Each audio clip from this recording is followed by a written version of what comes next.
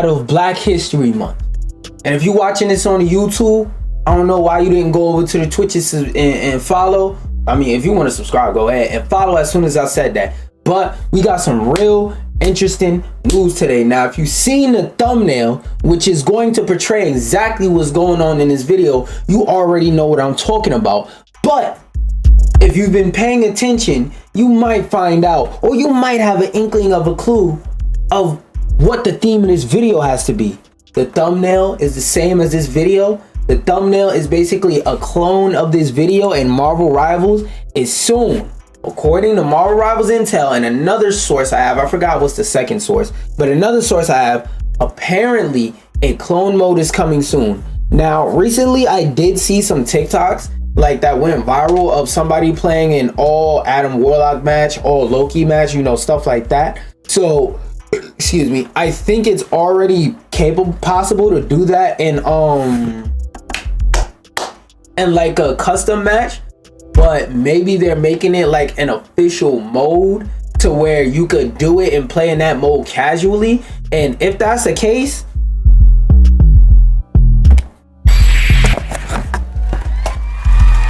they won.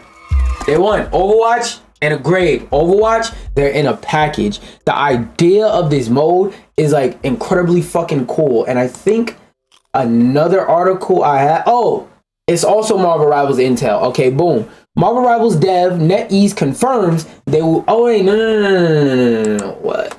Did I not? Oh, I misordered it. Okay. That. Wait, isn't this that? Okay, cool. I misordered my articles. We gonna talk about this Monster Hunter shit and this woke shit in a little bit. But before we get to that, back to what I was talking about. That going off in the background? Wait, what the fuck is going on? Oh no, it wasn't. Okay, we good. Anyway, like I was saying, apparently this is like the description according to a Marvel Rival leak. So again, this is a leak. I just wanted to put it on your radar and have a little bit of a conversation about how cool I think this mode is. Dive into the Clone Rumble, a fresh gameplay mode where you and your teammates choose from the same heroes to battle together. Assemble your impossible team and unleash the full potential of each character to claim victory. Now, my number one question about this is, how is it going to be? Is it just going to be that the hero wheel is unlocked, and if you want to do a composition of 5 Wandas, that's what you do? Or is it everybody votes on certain characters that they want to use and the whole team has to use whatever character is the most voted? Or is it a system of everybody picks a vote and it randomly chooses out of that vote what character everybody now has to play as? Because I'm not gonna lie, if they do that, I low-key would want to see a I low-key would want to see a ranked version of this. Because as I always say when I talk about hero shooters, one of the most fun experiences I've ever had playing a hero shooter was after seeing it in a video, me and a couple of my friends and some randoms I found online hopped into a match on Overwatch, and we went 6 Roadhogs versus the enemy team, and we were basically walking damage pulsers that couldn't be killed. That was some of the most fun I've ever had in a hero shooter. I would say the most fun I've ever had in a hero shooter, because like throughout all these years, throughout all this time since that's happened, because it's been at least like 2-3 years since that's happened, I haven't forgotten the experience since. And I miss it. I miss that feeling. And another thing I always said is I hate the feeling of you boot up a game all day going, oh man, I would love to play this one specific character I've been thinking about all day. Somebody else insta-locks them. You go, okay, maybe that's one match. You go to the next match, somebody else insta-locks them. You're like, okay, no way playing with randoms is it gonna happen. 4 matches in a row it happens. Fuck 3. 4 matches in a row it happens. Now you're getting off the game after you got your little 1 hour, or you fell asleep, controlling your hand, never having touched that character. Why? Because every game you went, people insta-lock that character, and only one person can pick a character per character. But this mode could alleviate that. And I've always, like I said, I always say that these kinds of modes are fun. When it comes to competitive games, a lot of people like to look at a lot of people who are like more hardcore gamers, the vocal minority, not even so to speak, straight up the vocal, very loud minority. They love to look at, even though, yes, the game is designed from the ground up to be a competitive game, there are still people who enjoy it casually. Look at Smash Bros, for example. Smash Bros from the ground up is designed to be a casual game. But despite all of Nintendo's efforts to strike down the competitive community as hard as they can and get rid of it and delete that shit from the planet Earth, guess what? They still thrive. They still alive. Even when Nintendo said we'll sue the dog shit out of you for streaming our games, for doing this, for doing that, people still threw tournaments. People still did it anyway. Same thing is on the flip side for a game that's designed competitive from the bottom up. There's always going to be people who casually play the game, whether it's just because they play the game casually by force, not in terms of somebody sitting there with a gun to their head like, play this game casually, but they play the game casually by force, as in they're not good enough to make it to a competitive level, so they just end up settling for the casual level, trying to pub stomp or whatever, or whether it be like trying to get new people in the community that may never want to touch the competitive part, but they like the idea of the game. For example, there are people out there that play Marvel Rivals just to play as the K-pop girl. Not even healer. They don't even think healer. They think, oh, I want to play as the cute girl when I play this game. You know how many people say, well, not people, specifically women. You know how many times I've heard women say, I want to play tank, but the only tank they got is this little girl, and I don't want to play as no little girl. I want to play as like a grown woman. So like that's a little bit of a side tangent, but to bring it back and to like fold that back into my greater point, my point is a lot of people play this game to role play as their favorite character or to play as cool characters. So it's one of those things where this is more so like half me saying like this is a great idea and half me trying to put y'all on and show y'all like, look, I understand when we play these games it's because we want to get all sweaty, we want to duke it out and see who's the best, see who can make it the highest rank in our friend group, so on and so forth. But you're not the majority of the fan base. And I used to say this all the time to my platform fighter enjoying friends.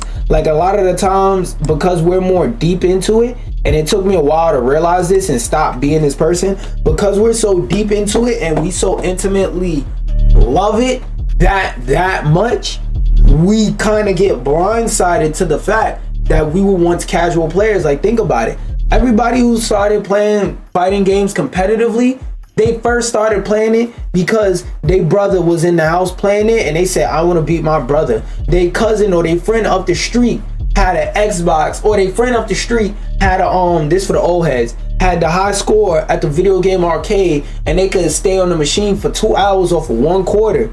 And they was like, yo, I want to be able to do that. So they started learning to get better, and then they just got so insanely good and so insanely better than everybody else. It got to the point to where they was like, yo, I want to go to tournaments and see if I could beat anybody else, because I could beat everybody in this neighborhood. Let me see if I could beat people from other neighborhoods. And then it goes from there. It starts casually.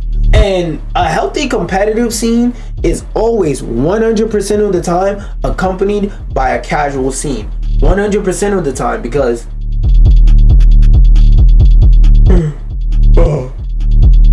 I just had to yawn when I thought I had to sneeze. But 100% of the time, a strong competitive scene goes hand in hand with a strong casual scene. You could have a casual scene with no competitive scene with something like Animal Crossing, even though technically there is competitive Animal Crossing. That was more so like a one-off joke that a couple people did for a couple years while the game came out and it was popular. Versus something like Smash Bros, something like Street Fighter, something like Overwatch, something like Marvel Rivals, something like Counter-Strike that has a healthy competitive scene. Oh, Valorant. All of those that have healthy competitive scenes have extremely strong casual scenes side by side. You can't have a strong competitive scene without the other. So modes and new alternate game modes and stuff like this is great because it converts them. In business, the hardest thing to do is convert somebody. The people who I would imagine are the most likely to spend money on a game like Marvel Rivals, and I'm not talking about buy a skin for their main favorite character or the character they play most. I mean just buy skins left and right for multiple characters in the cast. Would be somebody who plays the game competitively, whether it be because this specific skin this week gives a competitive advantage, or it's because when you're in competitive, unless you're a fucking idiot, most of the time you usually have to switch off your character. Like there's probably about 5 characters that go with every team comp in this game, and even so, sometimes you got 3 knuckleheads on your fucking team blocking DPS. Now you need to either go tank or healer. There's going to be some people that have their go-to tanks or healers and whatnot that they're going to want to buy skins for across 3, 4, 5 characters. Like, I haven't spent, like, cash money buying any skins in this game, but just because I've been playing this game so much for, like, the past 2-3 months because I ain't had nothing else major to play besides, like, other side games and, like, going back and playing older games on an emulator every once in a while. Since I haven't had any other major games to play, I've been mostly playing the fuck out of this game. And like just through playing the game, the natural progression system, it gets to the point to where I get so many coins in the game, like I have so much left over, I'll be like, fuck it, I might as well buy a skin. I'm like, yo, I like this character skin. I know I'm gonna play this game a lot just to make it interesting. Let me grind to get the I grinded on PC to get the trench coat skin with just in-game money playing Benjamin Grin. Well, I didn't only play him, but I grinded for the money because I know I'm gonna play him quite a bit, whether it's just casually or in comp every once in a while when we need a hyper aggressive, when we need double aggression tank or something like that. So I just want to put some perspective out there as to why modes like this are good. And another reason why this is good is because imagine you and your bros all play a similar character and y'all all have a skin for it, and y'all go in a comp and all 5 of you are playing the same character with different skins. That's fucking cool. That's cool. While you could do the 5 thing in Overwatch, I don't know if you could do it like that with different skins.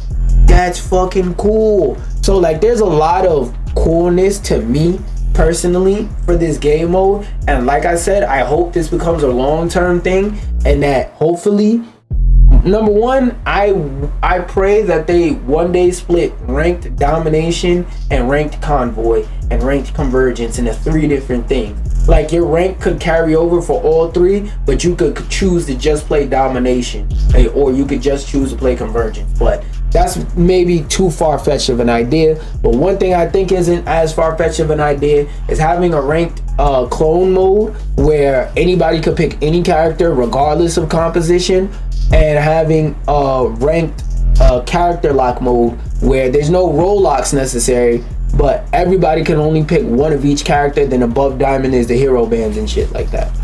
I think that would just be a pretty fun idea, pretty fun concept, but hey, to each their own. Another thing, Marvel Rivals dev NetEase confirms they will do more crossover events and promotions with other media in the future.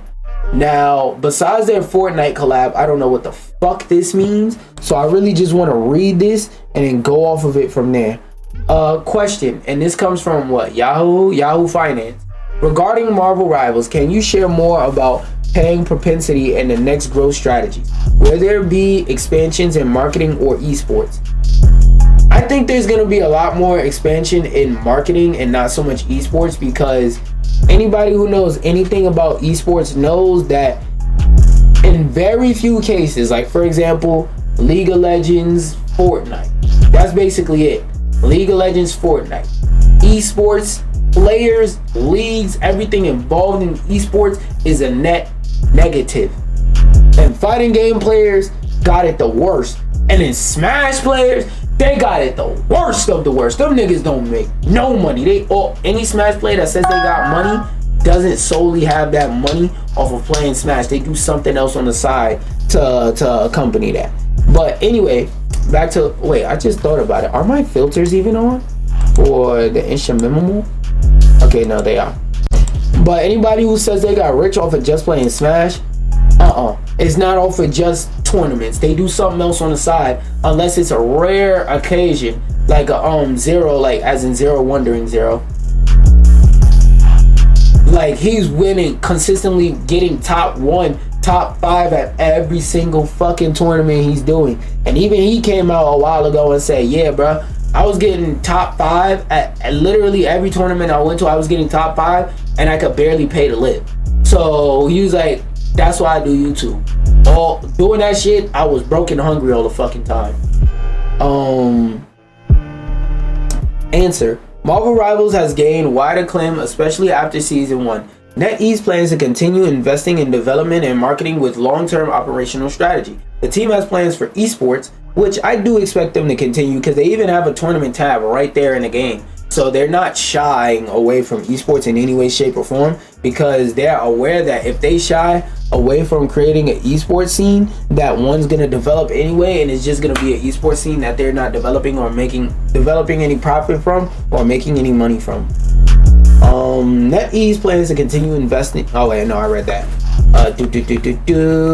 And will announce these plans to enhance the gaming ecosystem. There will also be crossover events and promotions with other media to expand the user base. Now, as long as it isn't far-fetched, like if they mean media that makes sense, like for example, if a new Marvel animated movie comes out with a unique costume design that's not similar to anything else that's already in the game, and they decide to implement that costume, if that's what they mean, fine, no problem. But if they start doing shit like we got Dom from Fast and the fucking Furious over goddamn Bucky's skin or some shit, or we got goddamn where Bucky over here, instead of armed and dangerous, it's you threaten my family, and then he does the tip. Wait, that's the wrong side. You threaten my family, and he does the fucking Kraken slam. As long as it ain't no shit like that, I'd actually be cool with this.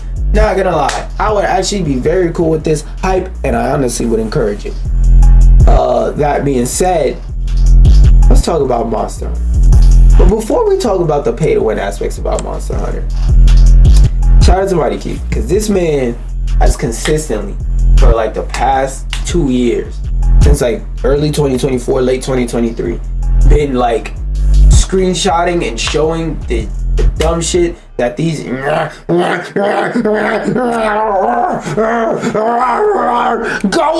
broke niggas have been saying, and that shit has been some of the funniest content on my timeline for like I said, the past 2 years and change. And bruh, I got another one for you. I just found this so fucking funny, I had to share this on stream. Character herself was not beat with the woke stick, but they did do the woke side head shave short hair thing.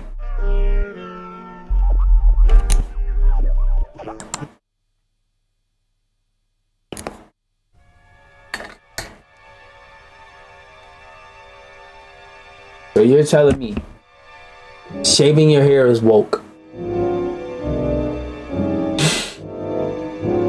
You can't make this shit up, bro. They said because she has a hairstyle with shaved head on the side of her hair is woke.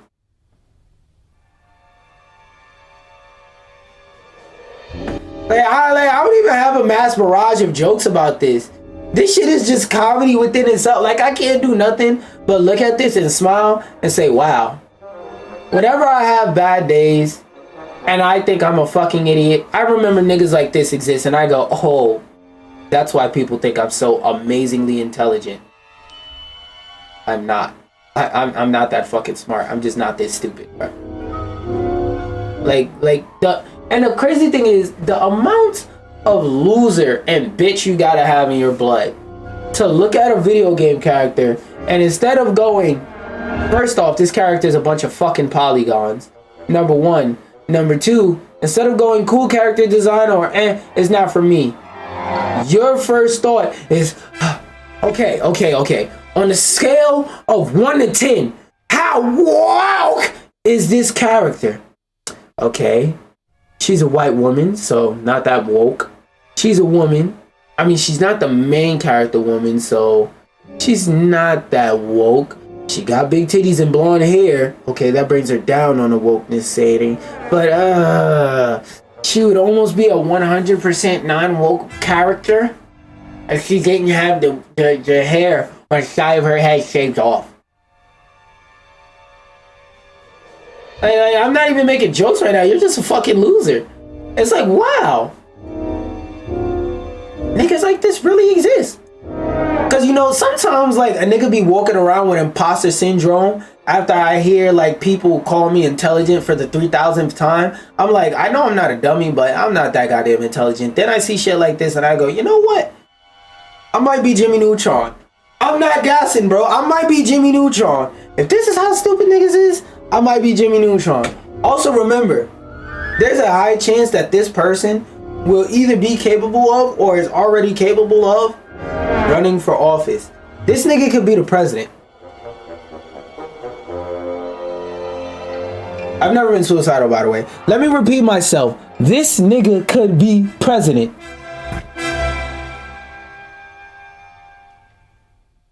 You know, and an unrelated note, if you want to make art, I would suggest you draw some conclusion. Enough said about that. I just wanted to put a smile on y'all faces too, cause like shit like this is always funny to me, cause it's like, yo, bro, what the fuck do you have to go and we get a country ass beat after this? That's fucking funny. I swear that was unplanned. Anyway, it's like, yo, what the fuck do you have to do in life for your brain to be this numb and dense, and then you just be adamant about dumb shit to where something that by your definition isn't woke is by your definition woke? I guess, bro. I just gotta smile and laugh. Like, I guess, bro. Anyway, let's talk about the other fault of Monster Hunter Wilds, which besides being woke, it is a game that tries to charge you for a feature that should be free. Because last week, if y'all don't remember, when we was talking, basically Monster Hunter Wilds, if you customize your character and your little kitty cat and you want to change their design, you basically have to pay for it. But apparently, according to this article, like I said, there's already a mod that makes that shit obsolete.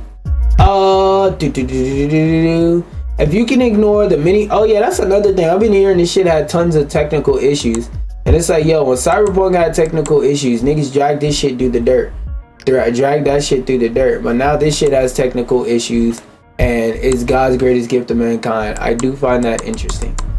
Anyway, more specifically, a lot of complaints have been directed at Capcom for insisting on you know what? I don't want to talk about this anymore because this fucking player on the side is annoying me and I can't move it. Get that shit on my face. Anyway, let's talk about how Activision is continuing to be a piece of shit company by using AI. Activision taps AI for sneak peek at possible Guitar Hero, Call of Duty, and Crash Bandicoot games. Fans asked to provide their views on ideas seemingly being considered for development. So the short version is, from what I saw from the synopsis, is that basically Activision are using AI to make fake ads of the game to see which ones they think would be interesting. And I think that's a crazy ass backwards process. But we're going to read through the article. We're going to see if I'm bugging and if that's what's going on or if they're doing something different. Adverts for Guitar Hero Mobile, Call of Duty, Zombie Defender, and Crash Bandicoot Brawl have recently been appearing on the company's social media platforms, including Facebook and Instagram. While the adverts initially appear to serve as new product announcements, their use of generative AI for promotional artwork quickly raised doubts about whether this was the actual case. Yeah, if I noticed it was AI, I'd be like, yo, what the fuck are y'all doing? It seems these initial doubts were also question. What? I need to see the actual pictures because like this wasn't part of the picture. Because for those of y'all who don't know, all AI training models, as far as I know, have an extremely difficult time writing anything properly, and this has all the correct letters. So that means either somebody made or this mobile logo already existed and they just slapped it on there for this picture. So there was at least a little bit of photo editing going on. These initial doubts were well-founded, as some of the ads feature links to mocked-up app stores. When users then attempt to download the product, they are met with a message explaining the true nature of the ad. It reads,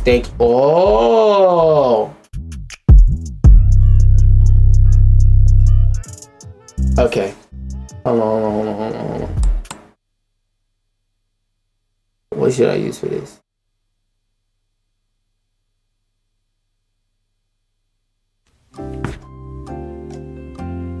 This is low-key genius. So, how do I break this down? Okay, boom. And this is funny because I was just talking about this like 10 seconds ago. What did I say was the most difficult thing to get in terms of online business?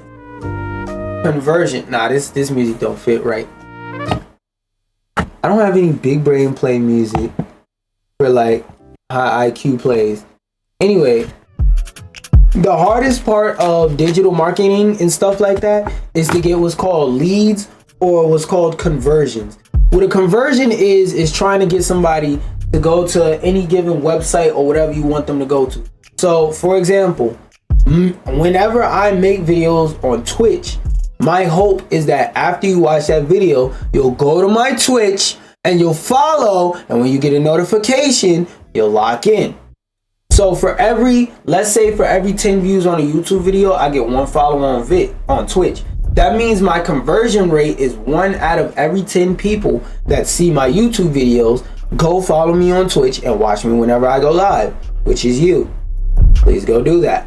But when it comes to conversions, like I said, the hardest thing to do is to get somebody to leave one social media to go to another. Because what?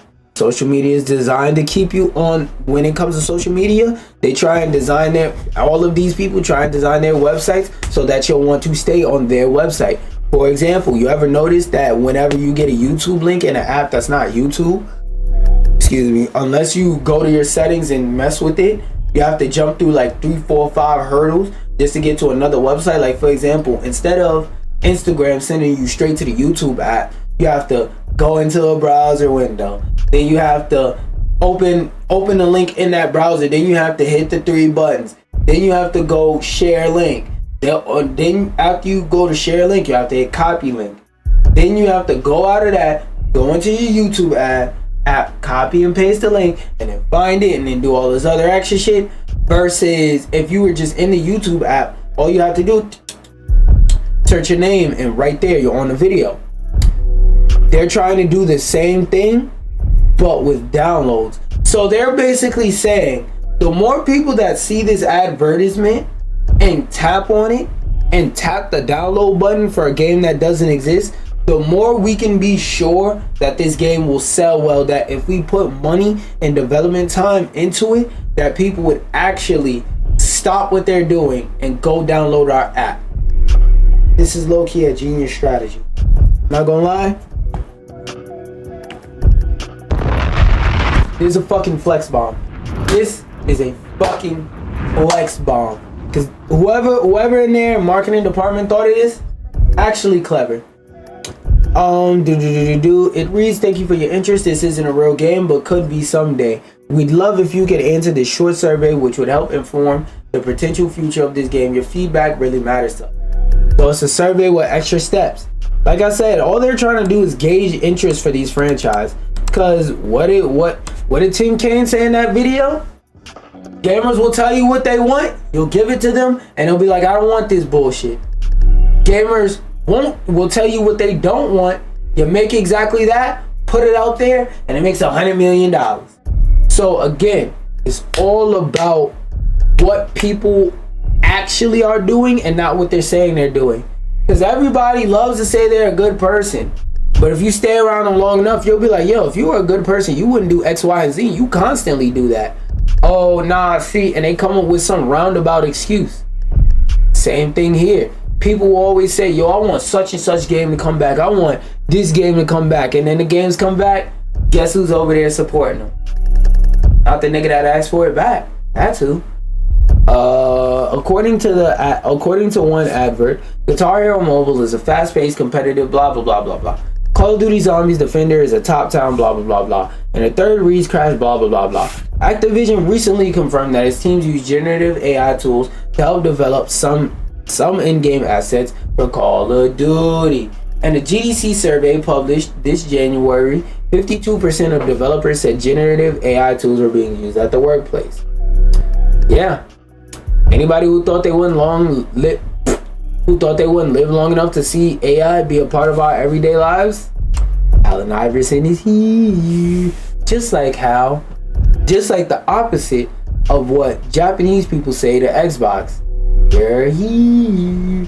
But legendary Japanese game developer wants to revive this canceled Xbox game. Oh yeah, this is about Scale Down, right? The reason why I wanted to save this is, first off, I wanted to look up his name and see what games he did. He looks familiar. Is he the Bayonetta dude? He began his career Capcom. Okay, man. Okay. Oh, that. I know I spelled it wrong somewhere. Wrong the way, but yeah. Yeah, he did help make Bayonetta. So at least we'll know the combat systems in it could be cool again. But Kaima Hideki is currently working at Clover's, a new studio founded in 2023, on a sequel to Okami. Oh, he made Okami too? More every day you learn, you know, something along those lines. Which was announced this past year Game Awards. However, he dreams of working on another title, one of which was sadly canceled in 2017. So for those of y'all who don't know the story of Scalebound, imagine a game that people were as excited for as another fucking Skyrim release.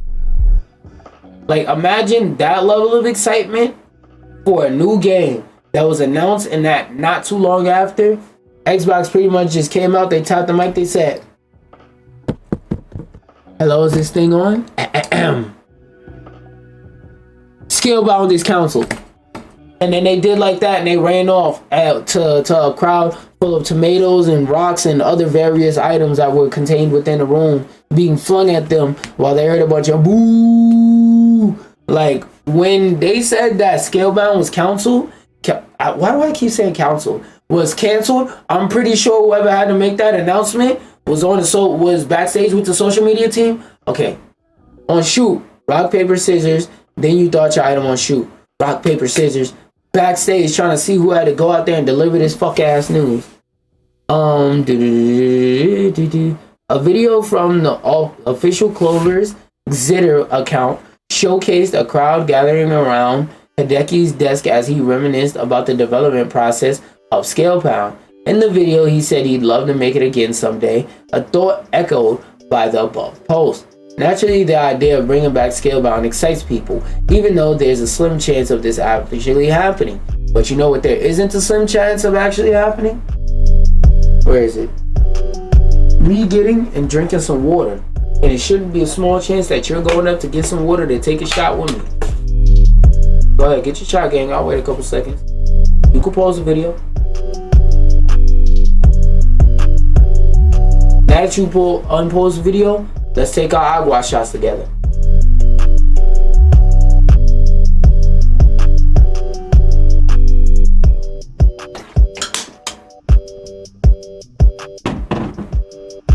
But yeah, it was supposed to be a Zitter exclusive. It debuted at E3 2013, so this game debuted a really long time, and we waited. And this game, from what I remember, went through development hell, and the sub studio that was making it, I think Microsoft, not Microsoft as a whole, but Xbox was saying, yo, you're putting together this game and it's not looking good and we're losing money on it, so fuck it, close the doors, take them keyboards, unplug them and wrap it up. And 13 to 14, 15, 16, 17. So for 4 years. It was in development for 4 years.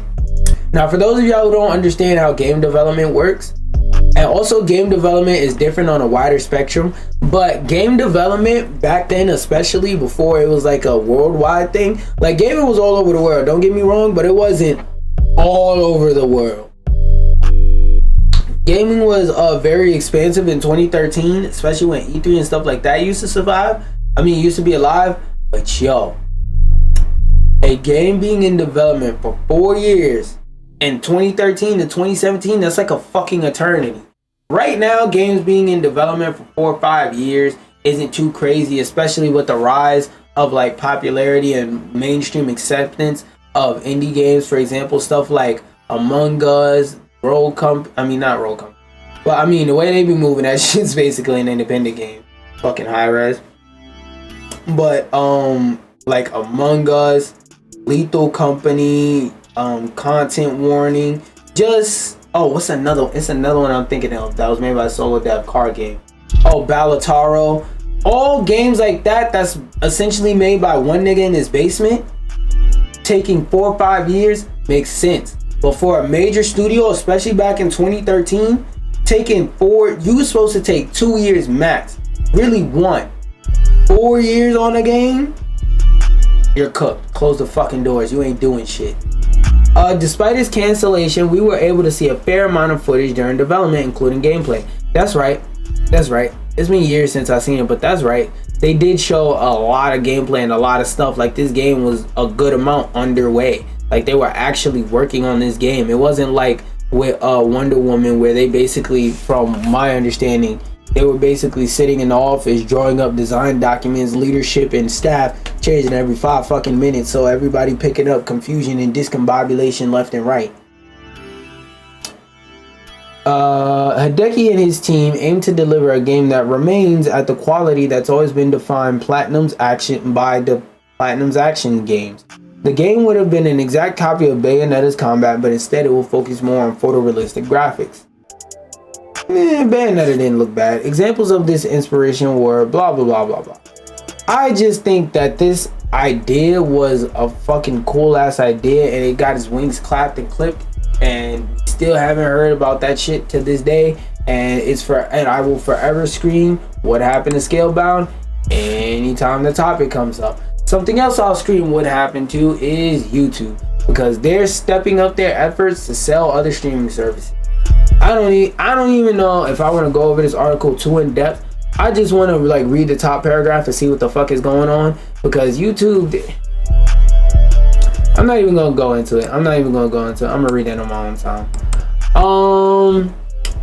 Space Marines got an update. This one I want to check out too, because like I seen a notification a while back in the Space Marines Discord. What the fuck? Are you good? In the Space Marines Discord, for how the game went down for a bit and there was some issues in the community. The first was seemingly, the event in question was called Imperial Vigil and went live on the 21st of February and ran through March 3rd. So a LTE. I didn't even know about that. It ends today. GG. Players had to compete to earn victories with each of the game's 6 classes in operations to win the emblem list Mark VIII, so that's 7? No, 8. The Mark 8 errant helmet. 2 things rubbed players the wrong way about this. The first was seemingly locking a cool in-game cosmetic behind a timed event, leveraging FOMO, fear of missing out, to make fans play the game in an arbitrary way during an arbitrary time period. Which is true, because I didn't even know this LTE was going on.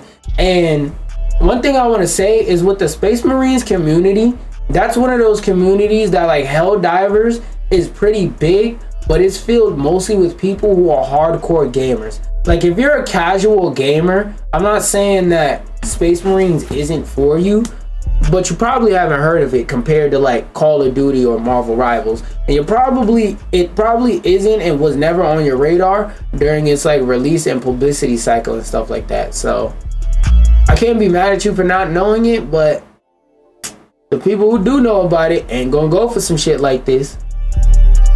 According to Random Nigga number 9 on Reddit, this is some of the worst implemented reward system I have ever seen. I played my 6 games of each class on Ruthless yesterday on the Space Marines subreddit early during the event. Hours later, it said 3 of 6, so I ran through all 6 again on Substantial, then went to bed. When I woke up, it said 4 of 6. And now, having run all 6 again, it's still on 4 of 6. I have played a minimum of 21 games in the past 24 hours. 18 of them focus on getting this damn helm. Been stuck at, oh yeah, that's just the post they quoted. So y'all niggas were struggling? Sheesh. Many others were struggling too. The event had to be twice taken offline for fixes. Yeah, that's what I heard about. Narrowing the 10-day window for it even further. Did they at least extend it? Plus, the whole appeal of Space Marines 2 is that it's not a game you have to constantly keep up with like a second job. In a world of Destinies, Destinies, which is the game that's been out since 2017, Apex Legends, 2018, Fortnite's, basically 2018. It's and then Marvel Rivals, that's been taking up a lot of people's time. So if you're able to pry people's attention away from some shit like Marvel Rivals, you should really relish that fact. And they have, and they should really relish that fact. It's one of the rare online multiplayer shooters where you can log on, have some fun, and then forget about it for a while. Yeah, because you don't have to constantly keep up with the meta, watch YouTube video after YouTube video after YouTube video, every fucking update about what is and isn't meta. Unless you were trying to get the Mark 8 errant helmet or other recent event gated cosmetics. I can see why people would be upset about this, because again, Space Marines community is mostly made up of hardcore gamers. We ain't going for some shit like this. We have noted that the community events have received cold feedback since we introduced them as a continued.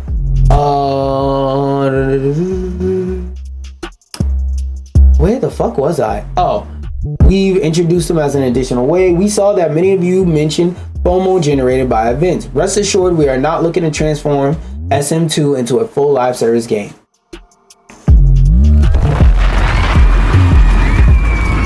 Because I can't even sit here and say I'm tired of live service games after playing the dog breaks off of Marvel Rivals. But I'll put it like this. I'm not tired of live service games in general. I'm tired of every game trying to be a live service game. Now, there's nothing wrong with updating your game and adding new stuff to it. But stop trying to make it a live service when it's not.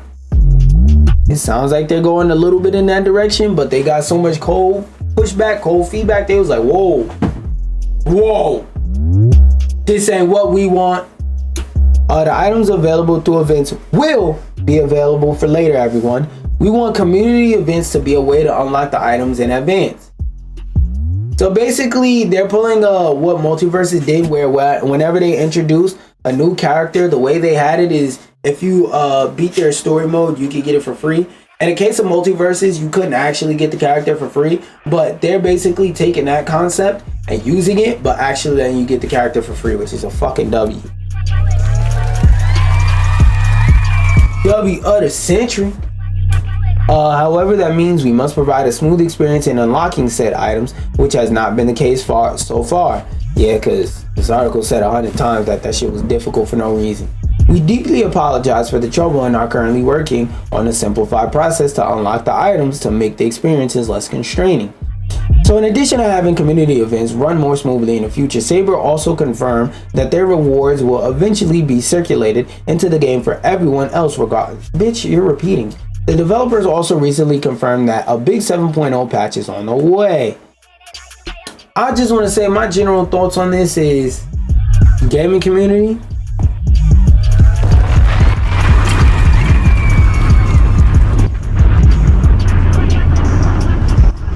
We got a fucking W. We got a fucking W. We got some developers that listen.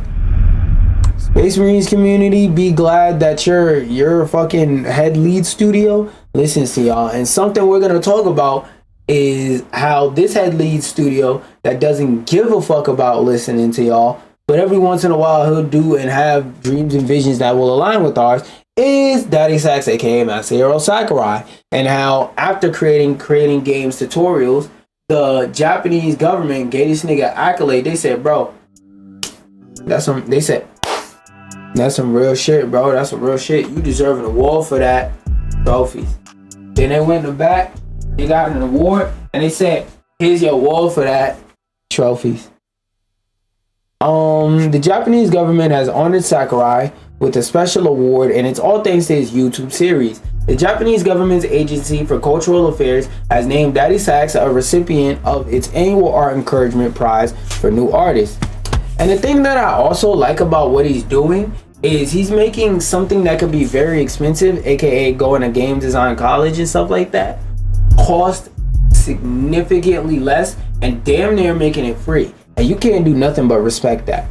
Again, this special recognition isn't because of the games that Sakurai created, but instead of how he created them. The recognition honors Sakurai's creating games YouTube series that gave all sorts of insight into the various facets of game development, including many struggles, challenges, and approaches. And one thing I'll do also like saying about this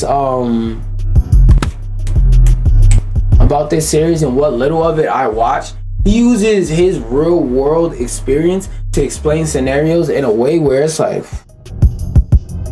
I love to see it, man. Bro, I fucking love to see it, because it also makes it so that maybe somebody who previously wasn't interested in the game design might see the video and see how interesting it was and start saying, yo, this dude Sakurai made it look so cool, or the video looks so cool, I want to develop my own game. Which, yes, that is a thing that people do. And it's like, yo, can't do nothing but respect that man. He's also feeding the workforce over there. Sakurai, oh, another thing, there's certain things that art school can't teach you, that art school is gonna have a hard time teaching you, like how to actually book clients. Sakurai has experience actually doing that stuff, so when he talks about it, you know that he's done it at the highest and lowest possible level. Remember, between, what was it, Melee and Brawl? Between either Melee and Brawl or Brawl and Smash 4, this nigga took a year off to make a whole different, no,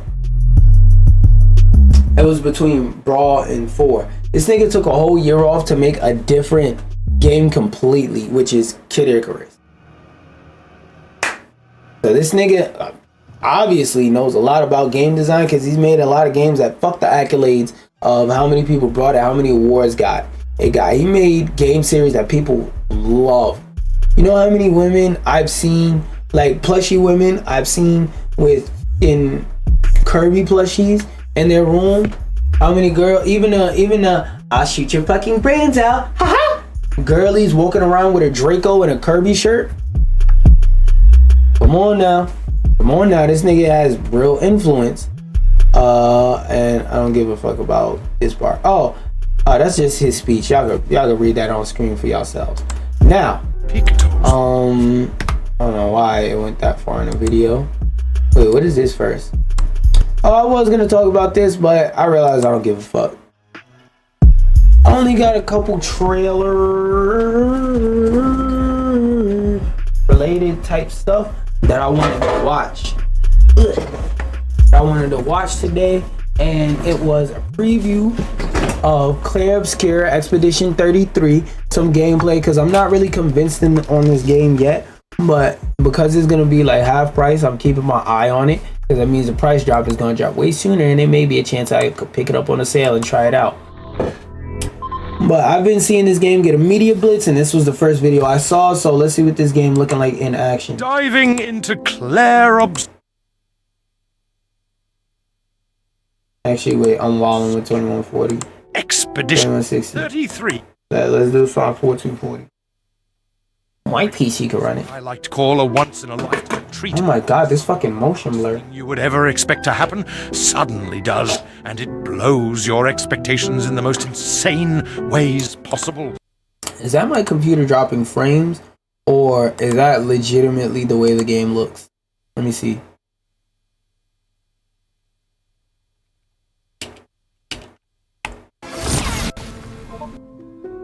Diving into Clair Obscur Expedition 33 is what I know. That's the way the game looks. What the thing you would ever. This shit hurt my eyes already. Does, and it what the fuck? Your expectations in the most. Oh, they let you free aim. What happens if you brick your shot? You just lose that ammo? Turn-based RPG with JRPG style. I'm not gonna lie. Nah, nigga, nah. I'm gonna have to see some footage with that shit turned off. That shit is really fucking up my brain, bro. All this fucking swipes back and forth shit. Nah, bro. Who thought that would be a good idea? Who thought that would be a good idea? I'm not even trying to be funny. That shit is fucking with my eyesight. It's making me feel motion sick, bro. Oh. I seen this in my timeline earlier today, and I just wanted to watch this on stream, because I swear to God, if this has anything hero shooter like, it's gonna be some real funny shit on my timeline today. A natural storm that will pass. Is this the DC fold instead of Marvel Rivals? Is this the DC ops we've been looking for? The portal to the darkness has been opened. What type of game is this? It is a calamity that transcends my control.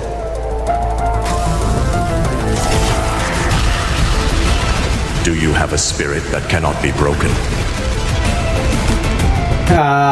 Ivy said, put on a seatbelt, bitch. Can you stand strong as the darkness encroaches? Hey, she was supposed to have a game. Can I trust you to wield my power and insight so you can guide your champions? This is just a PC. Like, is there any gameplay like at all whatsoever? That's what I want to see. Official teaser trailer. Let me see. There's none in this one, then I don't care.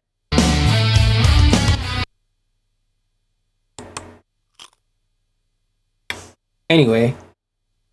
Oh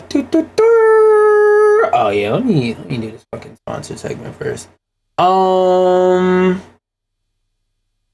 those of y'all watching on YouTube, just reload. Just reload the tab. You'll be back here with me.